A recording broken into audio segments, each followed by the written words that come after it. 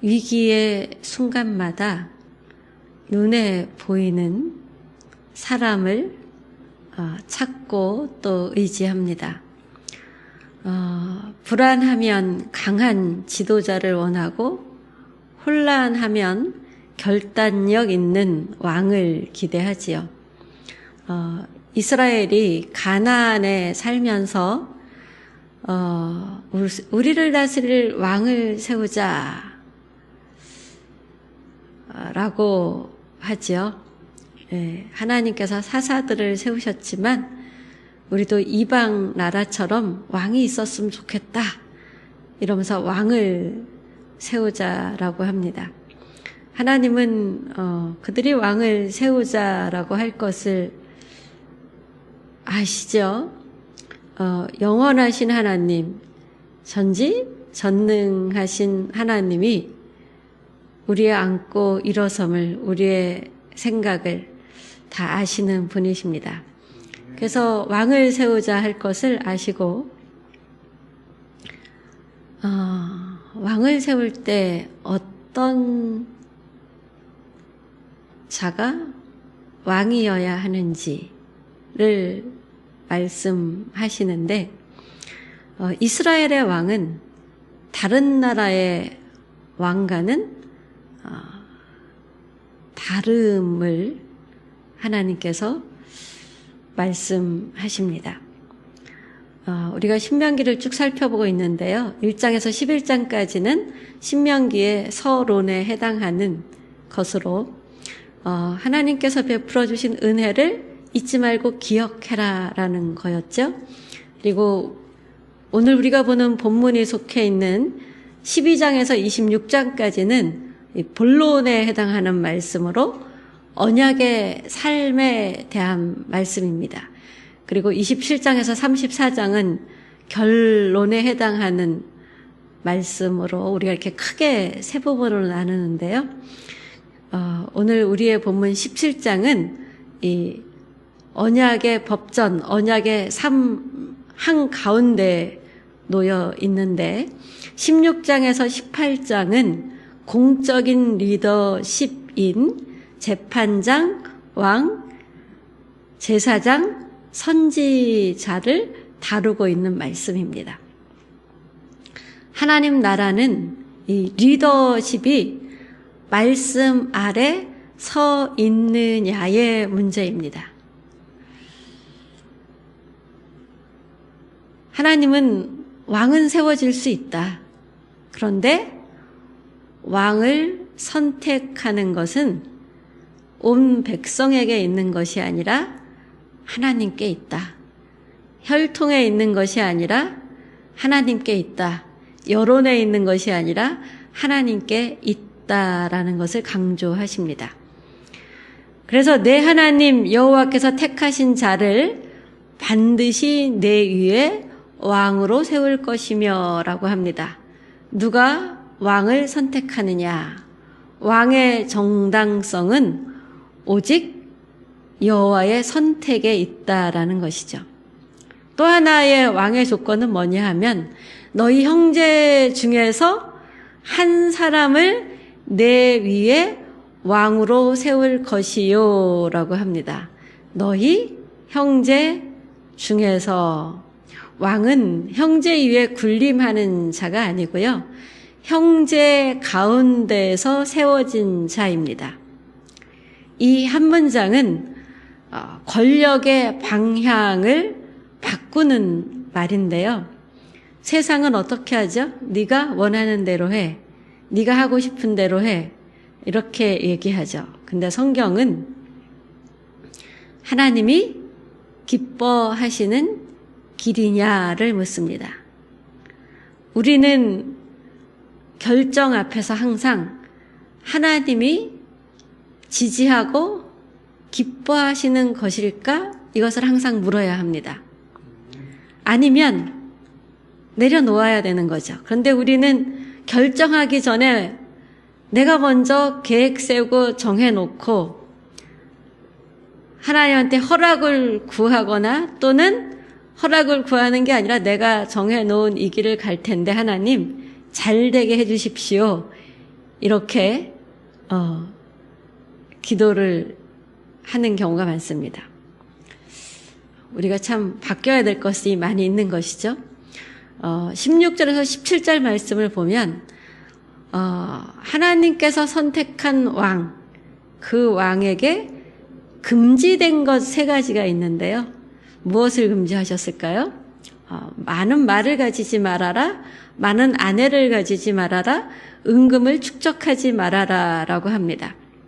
말은 군사력을 상징하는 것이죠.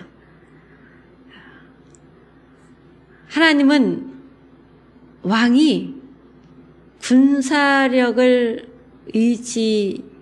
의지하기보다 하나님을 의지하길 원하십니다.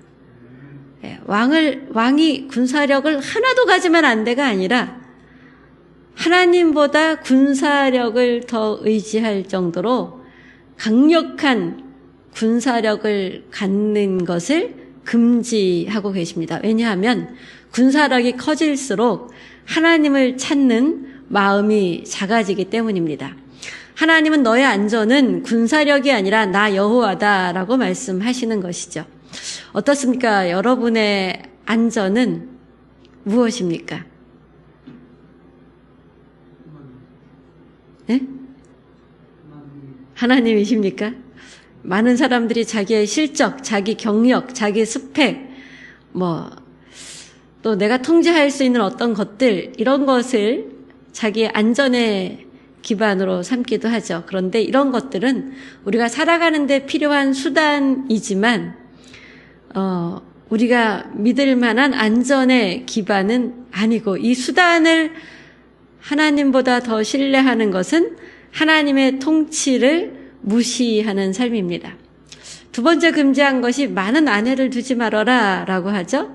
아내를 많이 두면 마음이 미혹된다라고 합니다. 그래서 미혹된다라는 것은 야수로예요. 야수로.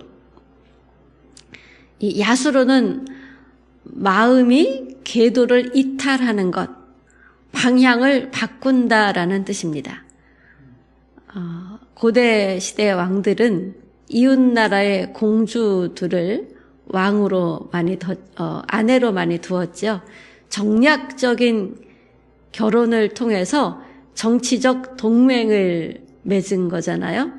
그들은 하나님께 묻기보다 동맹 관계 속에서 이해 타산을 먼저 계산하게 되는 것이죠.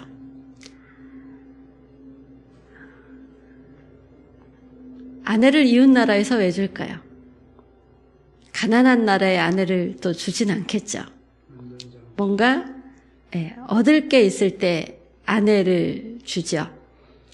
그래서 하나님은 많은 아내로 인해서 마음이 하나님으로부터 멀어져서 마음의 방향이 하나님을 향하지 않는 것을 우려하시며 아내를 많이 두어 마음이 미혹되지 않게 하라. 곧 마음이 나누어지고 분산되지 않게 하라고 말씀하셨습니다.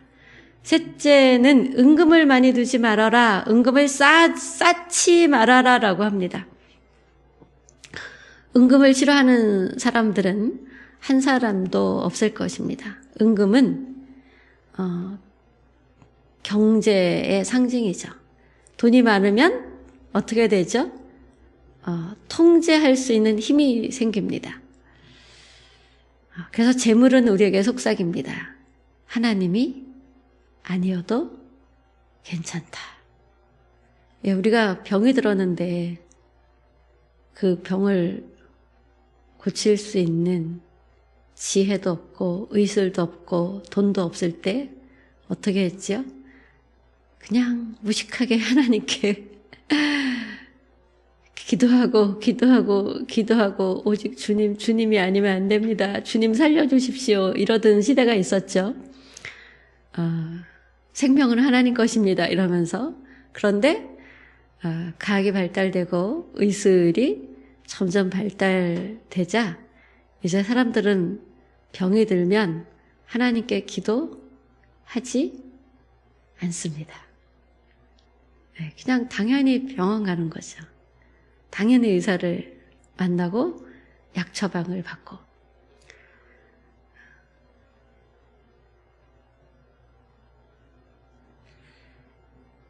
돈이 많은 사람들도 온갖 의술을 동원을 해서 더 오래 살고 싶어 하죠. 오래 살고 싶어 하는 마음은 하나님께서 영원하신 분이잖아요.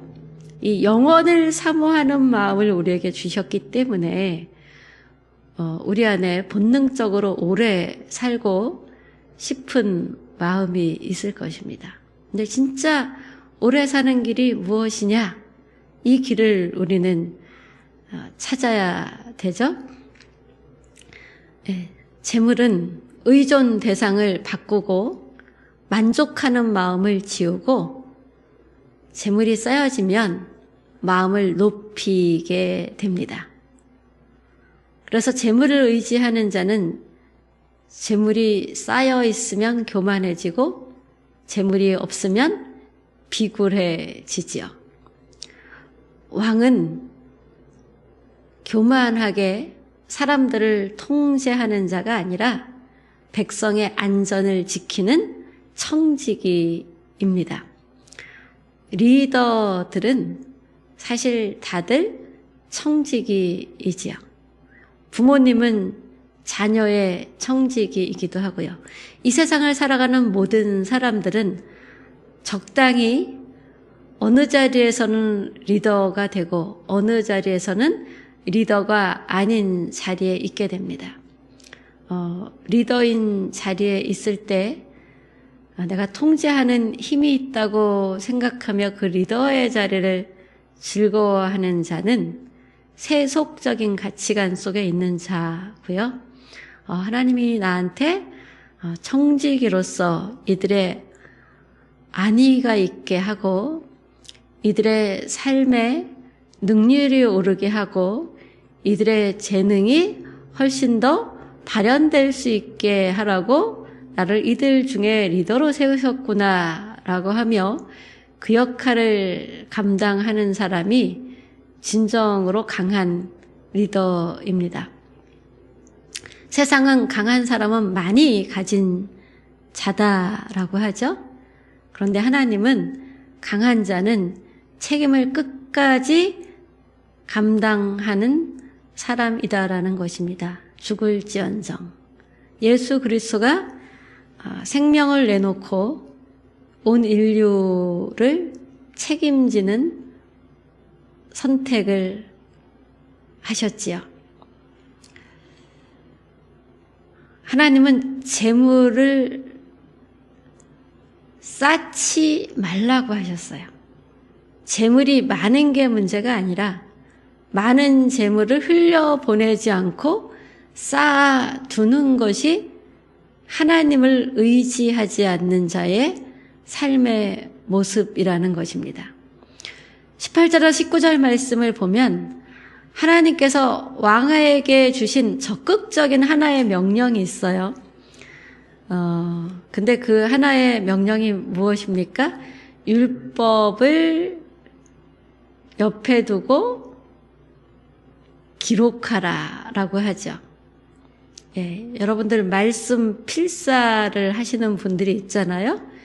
율법의 사본을 만드는 것이 말씀을 필사하는 거예요. 율법의 사본을 만들어라. 그리고 그 사본을 또 함께 네 옆에 함께 두고 평생토록 읽어라라고 하는 것이죠.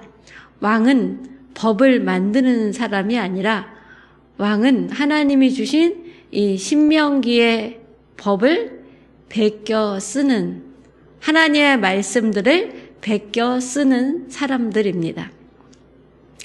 왕의 가장 중요한 임무는 말씀 사본을 만들며 말씀을 읽는 것이라는 것이죠. 고대 세계에서 왕은 법의 근원이었는데 하나님은 아니다라는 거예요. 하나님 나라는 왕이 법의 근원이 아니라 왕은 먼저 하나님 말씀 아래 서 있는 사람이다라는 거죠. 왕은 먼저 하나님을 경외하고 말씀을 지켜 행하고 선택적인 순종이 아니라 온전한 순종을 하는 사람. 그래서 백성들도 하나님을 경외하고 말씀을 지키며 온전한 순종을 하도록 하는 사람입니다. 왕 한 사람의 영성은 그 나라 전체의 방향을 결정합니다. 왕 한 사람이 말씀 앞에 서 있는가는 그 나라의 운명에 큰 영향을 주는 것이지요. 20절 말씀을 보면 그의 마음이 형제들 위에 교만하지 않게 하려 함이라. 말씀 아래 서 있는 사람은 마음이 교만해지지 않아요. 왕은 형제들 가운데서 선택된 사람이잖아요. 그렇게 선택된 사람이 형제들 위에 교만해서는 안 된다. 왕은 형제들 가운데 군림하는 강한 통치자가 아니다. 왕은 많은 군사나 넓은 영토나 두터운 재정을 가진 사람이 아니라 왕은 낮은 마음, 겸손한 마음을 갖는 사람이어야 된다. 이 왕이라는 단어의 리더라는 단어로 바꿔도 좋습니다. 그래서 하나님은 더 많이 쌓으라고 하지 않고 더 오래 말씀 앞에 머물라라는 거죠. 그래서 말씀을 베껴 쓰고 그것을 읽으라라고 합니다. 하나님 나라의 위기는 말씀 아래 서 있는 사람이 사라질 때 찾아옵니다. 하나님은 오늘도 우리에게 물으십니다. 너는 말씀 아래 서 있는가? 말씀이 너의 판단 기준인가? 너의 삶 속에 말씀에 준동되어 사는 삶이 있는가? 말씀 아닌 아내, 은금, 말, 군사력을 상징하는 말, 이런 것에 준동되어 너는 살아가는가? 여러분은 무엇을 의지하십니까? 보이는 사람? 아니면 보이는 어떤 물질적인 차원이십니까? 아니면 하나님 말씀입니까? 하나님 나라의 왕은 형제들 가운데서 가장 먼저 말씀 앞에 서는 사람입니다. 이 말씀 앞에 선 그 사람이 바로 하나님의 아들, 말씀이 육신이 되신 예수 그리스도였죠. 예수 그리스도는 말씀을 해석한 분이 아니고 말씀을 따라 산 분, 예수님의 삶 자체가 말씀이셨던 분입니다. 그리고 이 예수님께서 제자들에게 오늘 저희에게도 나를 따르라라고 말씀하시는 거죠. 예수님은 말이 아닌 나귀를 타신 왕이었고요. 은금으로 자신을 채우기보다 자신을 비워 종의 형체를 갖기를 자처한 왕이었고 형제들 위에 서기보다는 제자들의 발을 씻기신 왕이셨습니다. 어떻습니까? 가정에서, 일터에서, 교회에서 여러분은 나는 누구 위에 서지 못해서 섭섭합니까? 아니면 누구 위에 서 있어서 당당하십니까? 매일 말씀 아래 서는 그 자리가 곧 하나님이 통치하실 자리입니다. 하나님 나라에서 강한 사람은 많이 가진 사람이 아니라 말씀 앞에서 말씀의 다스리심이 있도록 그 말씀을 나의 삶 속에 구현하며 자기에게 맡겨진 것을 끝까지 책임 있게 감당하는 사람입니다.